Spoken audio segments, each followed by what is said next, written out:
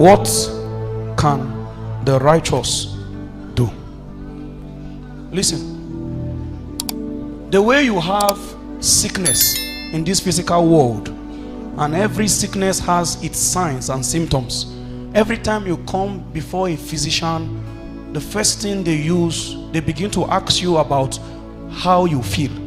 What they are trying to assess is to diagnose that condition using the signs and symptoms that are evident around you for now. Mind you, there are certain infirmities that have similar signs and symptoms. So in such a case, instead of just extrapolating from just those physical signs and symptoms, they will need to carry a deeper search by carrying out blood tests in order to be accurate about their diagnosis. This is how, when you look at the souls of men, there are different kinds of infirmities. The same way you don't prescribe the same drug for every sickness, that is how you don't approach every spiritual infirmity from the same spiritual standpoint, because it will be foolishness to think that the laws that infirmity A bow to is the same law that infirmity B will bow to. The same way a physician has everything in the physical is a shadow of the spiritual. The physical is just a template, a small prototype of a much more broader world.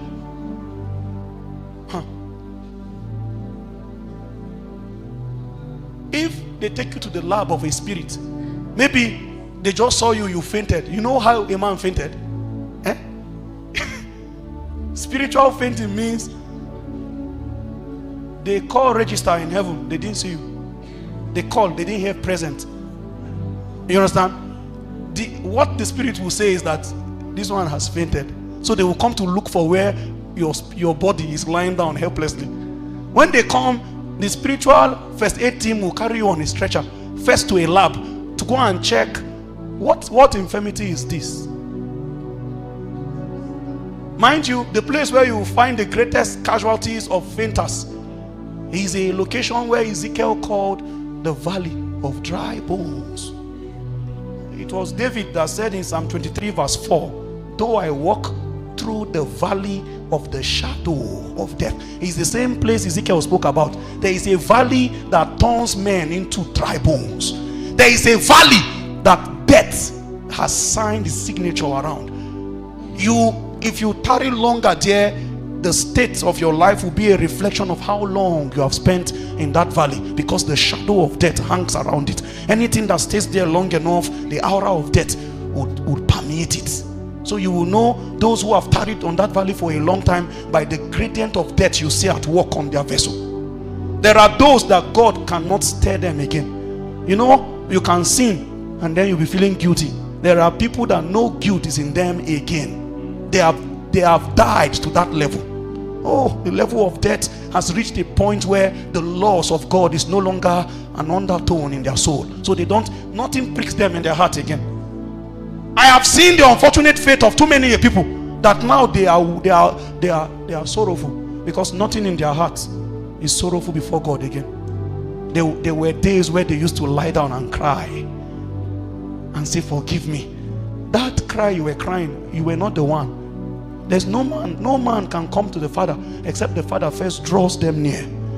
It is the Father that drew them near with that emotion. You don't have it in you from your fallen evil state to say I'm sorry. I'm sorry is not a conversation of the unsaved man. He does not even regard that. He does not recognize that he's wrong. A spirit must first prick you on the inside.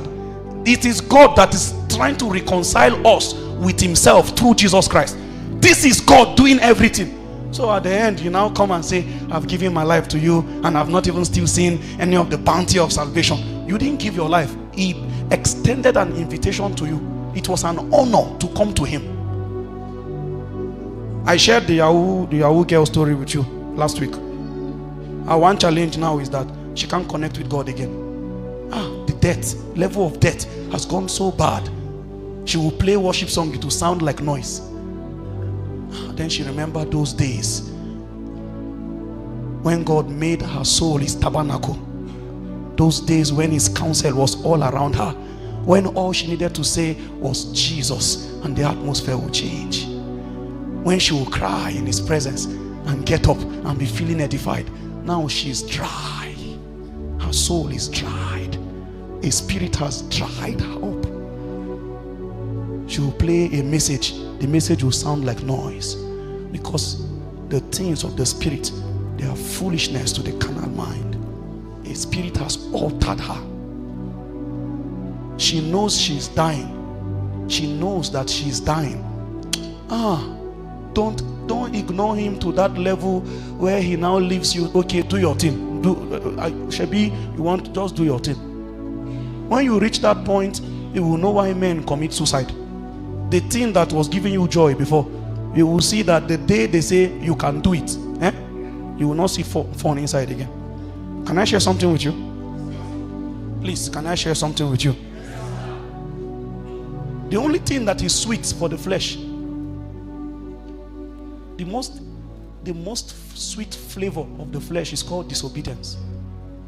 Anything that God says don't, that don't becomes sugar. That don't do this, it becomes sugar for the flesh. The don't add more beauty to that. Why did they say we should not do this? That the flesh is naturally tilted towards the nature of disobedience. Anything that God does not like is sweet. You are not married, you are sneaking around, having an immoral relationship with a damsel, sleeping with her, and my God, the sex is like Kai. It was Zwahu, my friend. For those of you looking at me with a strange eye, there is no lady here that can ever say she has seen my nakedness, so I am exempted. None of you.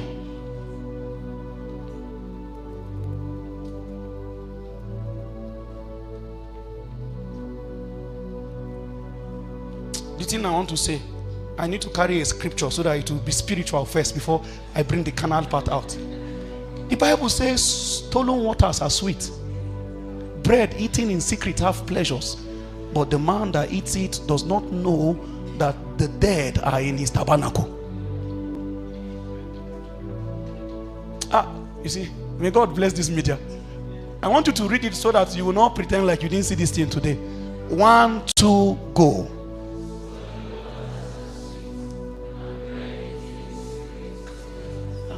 You see, it's sweet. You know why it's sweet? Because it was stolen. The day Jesus put 2 Ritz bread in your fridge, you will just walk and pass the bread like this. You know why? There is no illegal side around it. Mind you, for those of you who are elders in our midst, you know we're not talking about bread.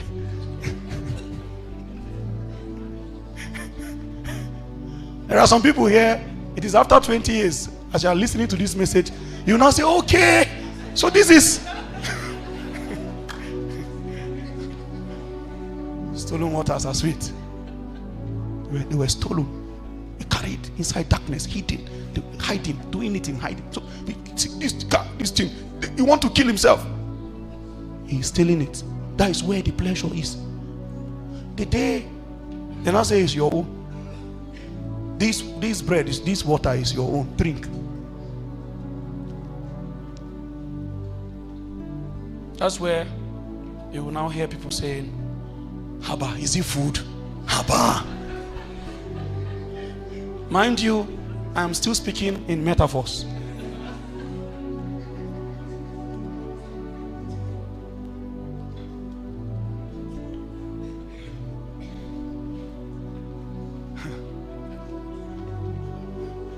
It's very hard to preach in metaphor. I'm brainstorming to find other words to use.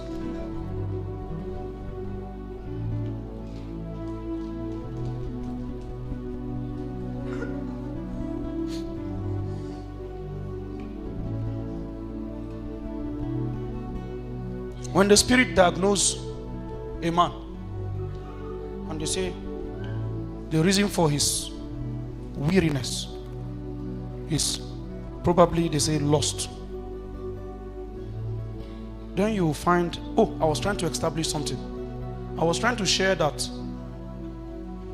the thing that was giving you joy can suddenly just lose all the joy, lose all the fun. Why? Because they have changed the condition and the rule around it, suddenly you will find out that the flesh was not really interested in it. The flesh was only interested in disobedience. Just because they have changed the law around it, his mind have left it. You know what you will start looking for again? How to steal other waters.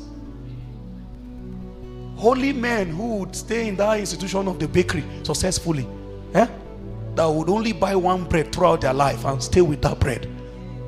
What Jesus will do to them is that the flesh will still give them that idea. That's the truth. But they will take the advice of the great teacher. He says, drink from your own cistern. This thing I'm doing is Solomon that started it. So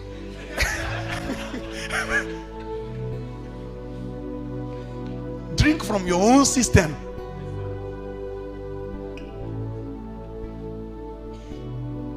When a man steals that bread, he will think he wants to kill himself, as though it's competition, as though there's an award they will give after eating the bread.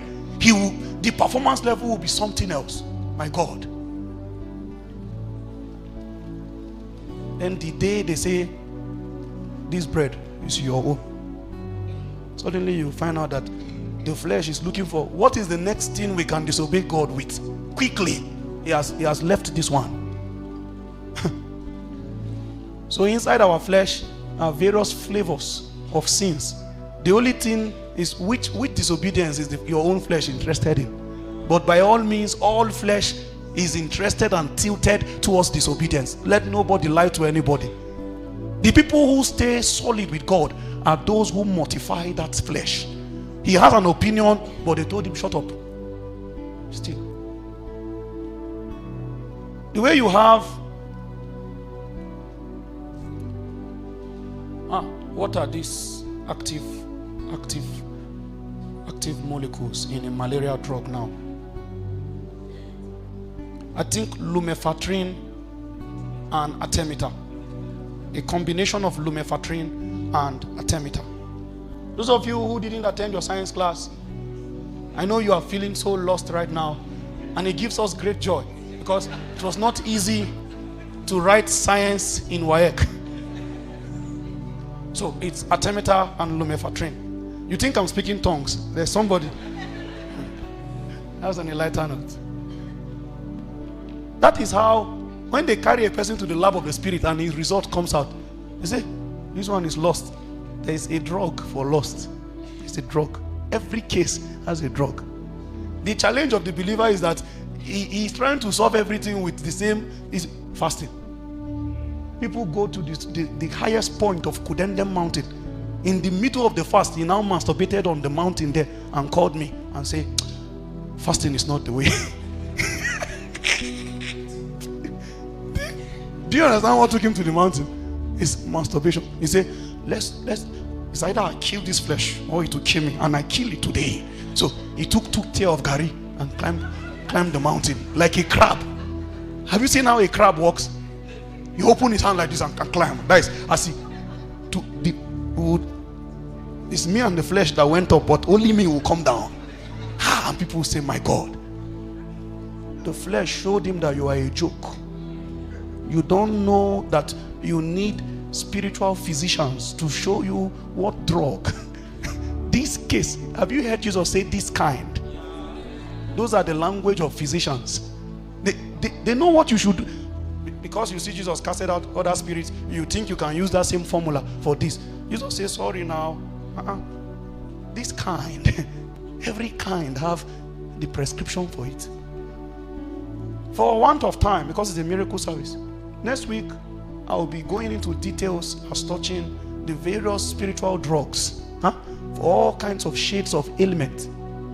From treating lust. You see, there are drugs that you must take 2 in the morning, 2 at noon, 2 in the evening. If the day you mistakenly miss one of the appointment with that drug, the sickness will jack up again. You will now realize that it's actually your fault because you did not keep.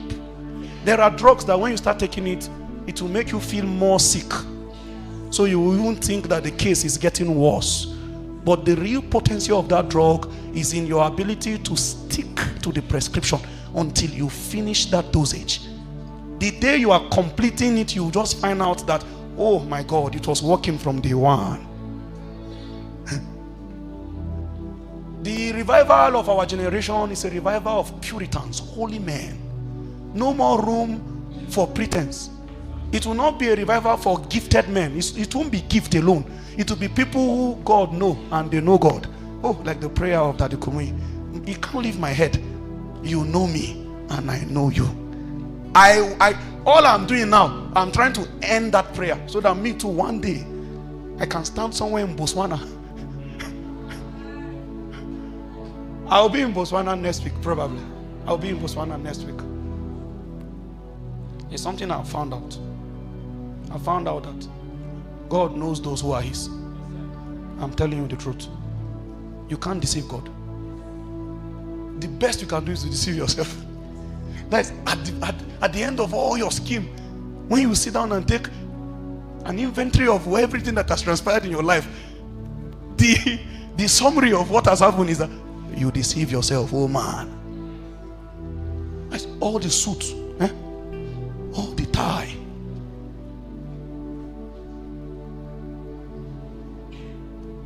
You will even receive honorarium in millions. You will now think that this thing is working. When you sit down at the evening phase of your life and take an inventory of your journey, the report will be, you deceived yourself. Those who were true with God in secret and in open, He will make them an eternal dynasty. Their name will be crested on the stones of time. You will find out that both in time, then in eternity. Can I share something with you? This is the last thing I'll share before we pray. Have you found out that when a man lives in pretense, there is a spirit that takes it upon himself, even when the man dies, to still open some pages to reveal who he truly was? Oh, there are many men who die. They died as colossus. They died as cherubs. It didn't take a few years. Reports came out very clear and say, just to tell you, I and that person, we had some ungodly, extramarital affair. And people say, what? But you needed to see the burial ceremony they did for them. White coffin. See, this kind will never walk the earth again. God will make sure that nothing will be hidden under the sun. I have advised a brother. I begged him. I literally begged him. I begged him. Overcome this thing, this infirmity in your flesh. He will do like this. He will now do like this in my room.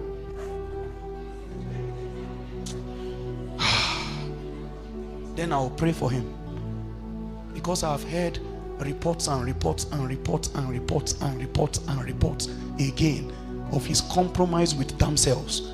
And he is somebody who is invited almost every week to minister everywhere. And I fear for all the people without discernment that are, if you are a fake, God will allow you and another fake to then when you invite the fake will now say, if this person is real, why didn't you know who I am truly? It means he's my brother. You understand? Goes around like that. And I was scared for him, because I found out what the devil wanted is to put him in a place of authority, so that with that authority he will now misbehave openly. As I speak to you currently, as I'm speaking to you now like this, that is the event of his life. He had embarrassed himself openly. This is something that he has close to 5 years to address. Work on this thing, brother. Work on it. Work on this thing. Are you the only girl that your body, everybody's body is doing them somehow? Some people use fasting to tell the body, calm down, be quiet. There's a way you wake up some morning, you don't understand how you are feeling. Don't eat breakfast that kind of day. if you eat breakfast, the flesh will become stronger again. There's a way you wake up with certain postures spiritually. The battle between the flesh and the spirit throughout when you were sleeping, the flesh had somehow weakened your spirit man. So when you wake up, you were naturally disposed towards iniquity. In such a day, you must weaken the flesh. This one is not, you are not fasting because of attack, because of any enemy. You are fasting to maintain equilibrium.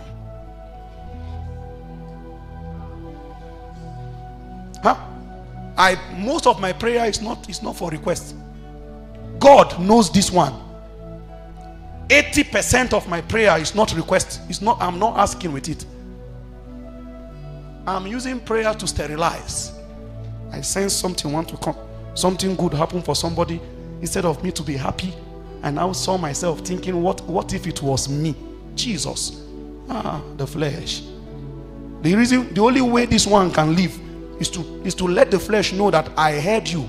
I heard what you just said. You use 1 hour. Tell it. Shh. When you are praying, when you enter 30 minutes, you start having one sharp pain here. That is the flesh telling you that rest now. When you push it in that 30 minutes, it's you telling him the next time you try this thing again.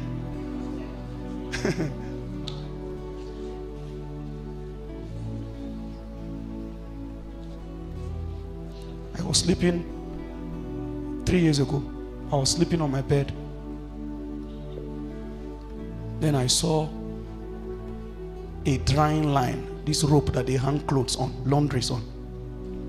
So I saw, as in my dream, I just saw the underwear of a woman. You know, there are dreams that you are dreaming and you know in the dream that it is a dream. Let's talk now. There are dreams that inside the dream you know that this is a dream. My spirit started laughing first. Because that inspiration was supposed to be progressive. From the underwear, then maybe you will now see the person who owns the underwear in a naked form. This is where many people then say, oh sir, I don't know, my own is every night if I just sleep, and you can hear the barefoot voice. He enjoys, he likes what happened. Just say, Kai, and so I'll just see myself wet. Kai, sir, I'm tired. Sometimes when I hear that voice, I say, this is not the voice of a tired man.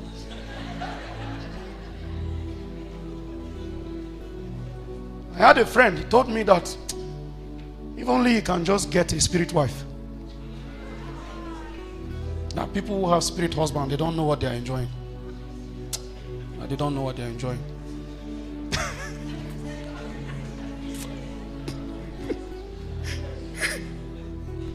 You are laughing. He taught me that people who have spirit, all these young people who have somebody who just comes every night, make love to them, that they don't know. If you just want one spirit wife.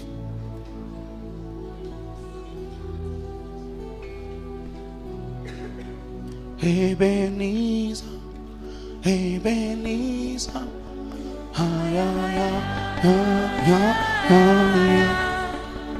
Ebenezer, my help has come.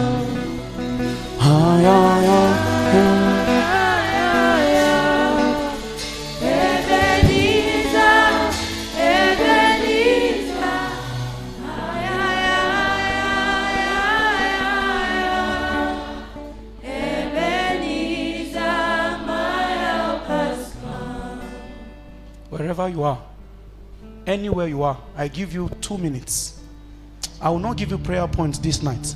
I know you want us to jack the meeting up, let it become fire. I will not. I want everybody to be in their right senses and pray, you and God, tonight. You will turn what you have heard into a prayer point. I don't know what your own prayer would be. It's 2 minutes you have, so flog it out now.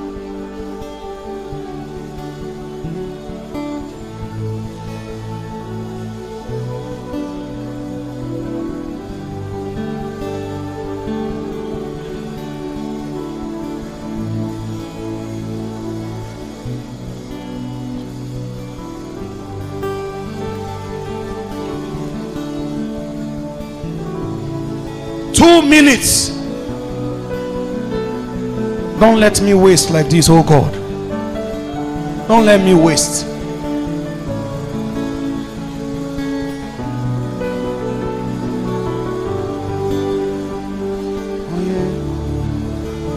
Ebenezer, Ebenezer, ya ya ya ya ya ya. Ebenezer, my help.